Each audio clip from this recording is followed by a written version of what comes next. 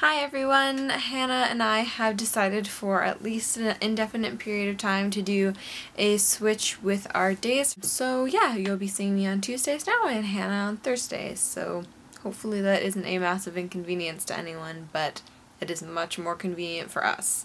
So this week, the general theme of the world is horrible, particularly on Twitter. I want to talk about in particular the response to the assault of a 19-year-old man in Toronto, and that's really close to home for me because I live really close to Toronto, and the kind of responses that I read were really disturbing. I can link in the down below a couple of articles that are talking about the sexual assault of this man and sort of giving an overview of what happened if you haven't heard about it.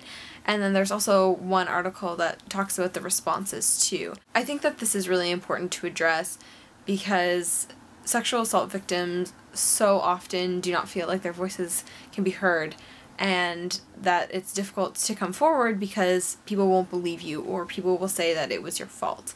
And I really think that the responses to this prove that so much. There are countless Twitter responses and comments on articles saying, oh, well, this is every man's dream, getting to have sex with 4 women. And this sort of perpetuates the idea that men always want sex and that the victim is actually enjoying the aggression that they face, and this just falls into another category of victim blaming, saying that they wanted it anyways and that their assault doesn't actually matter. So I think that if we want to encourage people to come forward with their stories of sexual abuse and sexual violence, we can't completely discredit them every time that somebody comes forward and does this. Particularly for men who are seen as dominant, and the role of masculinity is, always wanting sex and not being vulnerable. For men, it is so incredibly hard for people to take you seriously, and these responses have been absolutely disgusting. I think that it's stupid of us to wonder why men don't come forward with stories of sexual assault. It's because no one believes them, or people think that they wanted it. And if we just look at the social media that has been exploding around this case, it is a testament to the fact that society does not understand that no means no, and that society particularly doesn't understand that men can say no to sex, or that it's not a fantasy to be assaulted by 4 women, that possibly couldn't have been rape because there are other men out there who want that.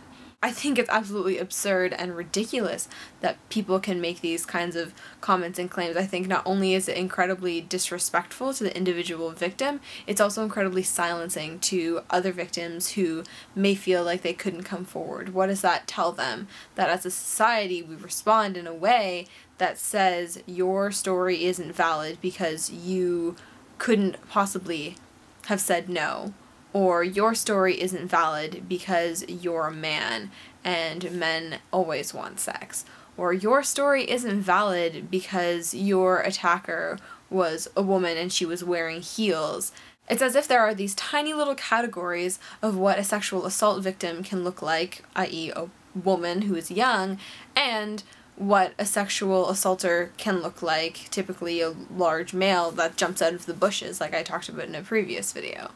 For me, what makes this so difficult is that I know that this will not be the only instance, or this has not been the only instance, of people making a joke out of somebody's sexual assault. Like we've been talking about on this channel, we live in a rape culture, and we're seeing that this is problematic for both men and women, and rape is an issue for both men and women. In order to combat that and to make these problems go away, we can't do so by mocking victims and silencing them when it's really their stories that need to be heard.